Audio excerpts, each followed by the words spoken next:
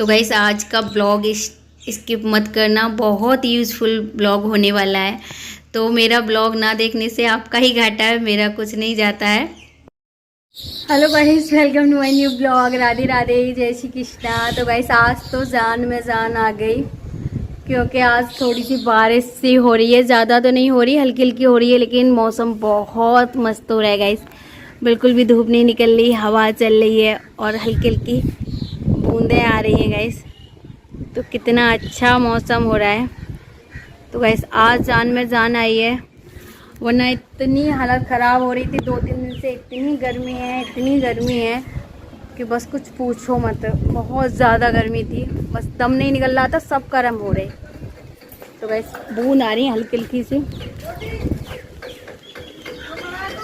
तो गाइस सुबह सुबह के सारे ख़त्म हो गए हैं काम, जैसे कि हमारी बारी का काम है। तो जो भी घिया तोड़ई हमें बेचने थे वो हमने बेच लिए हैं, जो शॉर्ट वीडियो में मैंने आपको दिखाया है।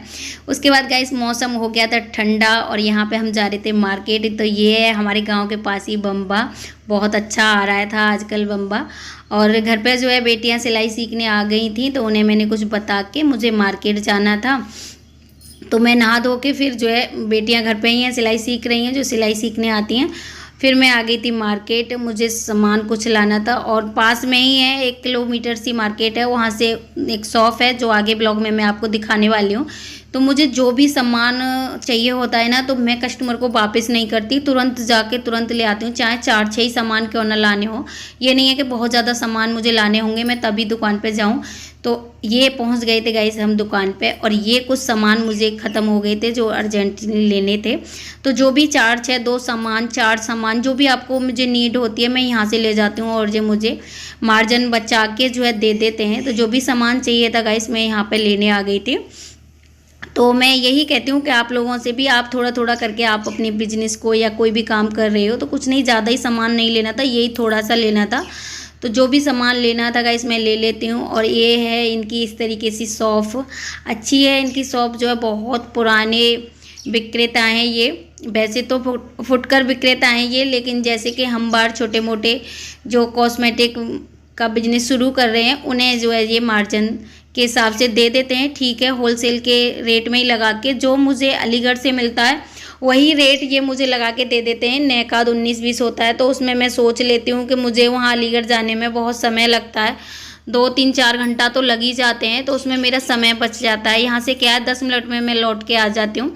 तो एक तो मेरा समय बच जाता है जो कि मैं दुकान को दे पाती हूँ, तो मैं उसमें भरपाई कर लेती हूँ। एक आध सामान कोई 19-20 लगाते हैं। तो उसके बाद गाइस मैं सामान जो भी चाहिए था वो लेके घर पे आ गई थी।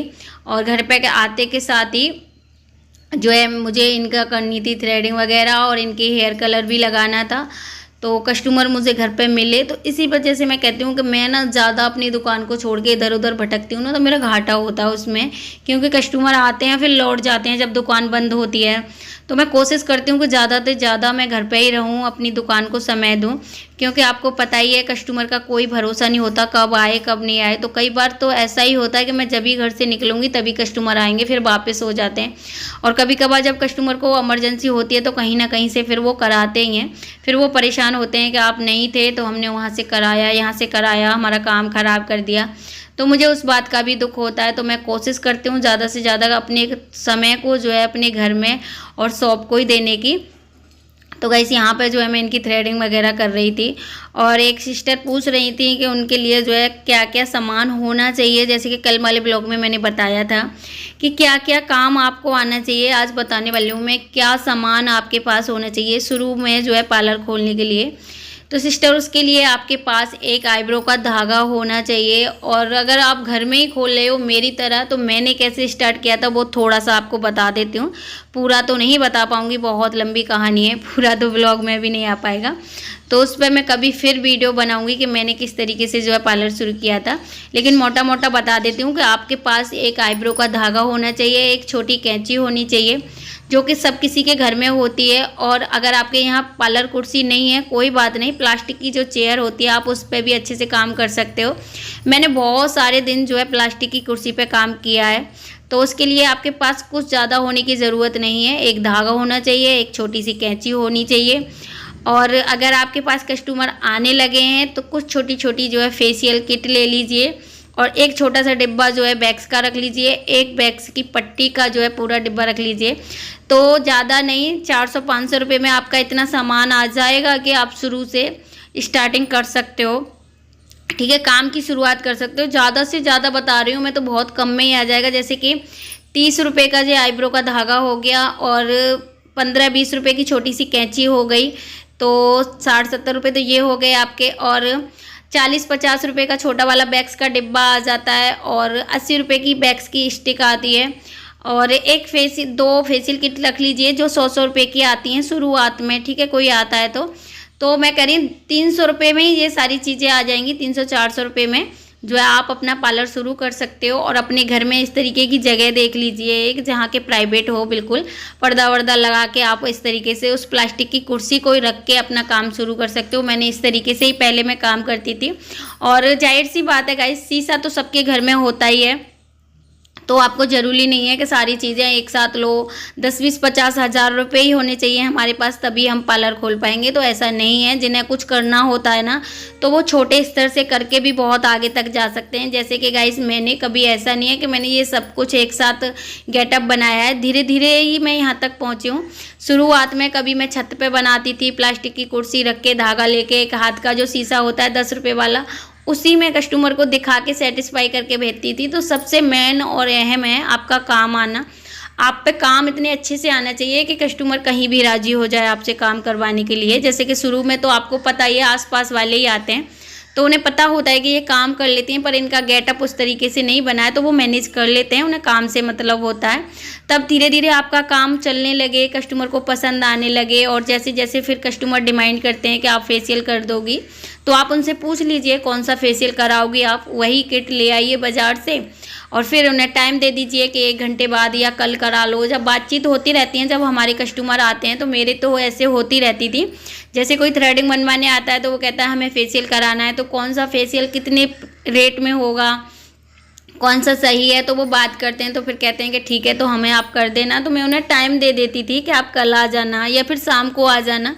फिर मैंने आपको जैसे बताया, जो पास में अभी जो सामान खरीद के लाई हूँ, वहाँ से ही जो है मैं किट ले आती, फिर उनके जो है फेशियल वगैरह कर देती थी। ऐसे ही मैंने वैक्स का रखा। जब मेरे पास डिमांड आने लगी कस्टमर की कि हमें जो है वैक्स करानी है, तो मैं तुरंत ही जाके वहाँ से ले आती थी। क्योंकि देखिए, शुरू में हम ज़्यादा प्रोडक्ट रख लेंगे तो एक्सपायर भी हो जाता है, हमारा नुकसान होता है, कस्टमर नहीं आते हैं। तो गाइज़, मैंने कभी अपना नुकसान नहीं किया है। वही सारी चीज़ें मैं आप लोगों को बताना चाहती हूँ कि पहले पैसा वेस्ट मत करो, पहले पैसा कमाओ, फिर उसके बाद जो है पैसा लगाओ दुकान में। तो जो है एक अलग ही बात होती है, किसी की हमें ताने नहीं सुनने पड़ते। जैसे कि अभी आप किसी से 10-20 हज़ार रुपये लेके पार्लर खोलो, पार्लर में सामान लगाओ, गेटअप बनवाओ, फिर अगर थोड़े बहुत दिन अगर पार्लर नहीं चलता है ना, तो बहुत लोगों के ताने सुनने पड़ते हैं। जैसे कि आप मोटा सा ले लीजिए कि पति के पैसों से आपने पार्लर खोल लिया, और पार्लर चलने में गाइस मैं फिर कह रही हूँ, चाहे आप 1000 लगा लो, चाहे 10,000 लगा लो, चाहे 50,000 लगा लो, चाहे 1 लाख लगा लो, एक दिन में किसी का पार्लर नहीं चलता। जो बहनें डिमोटिवेट हो रही हैं ना कि अभी हमने पार्लर खोला है, चल नहीं रहा है, कोई बात नहीं, आप परेशान मत हो, थोड़ा सा समय रखो, दीजिए उसे, और थोड़ा सा अपने अंदर धैर्य रखिए, वो चलेगा एक ना एक दिन। आप अपने काम पे फोकस करिए और जो है थोड़ा सा सब्र करके बैठिए। चलता है लेकिन समय लगता है, ऐसा नहीं है कि एक दिन में ही किसी का पार्लर चल जाए। तो गाइस, एक दिन में किसी का नहीं चलता, मेरा भी नहीं चला था, मुझे भी समय लगा था। बस ये है, मुझे इसलिए परेशानी नहीं हुई कि मैंने एक साथ जो है पार्लर में पैसा नहीं लगाया था 10-20 हज़ार,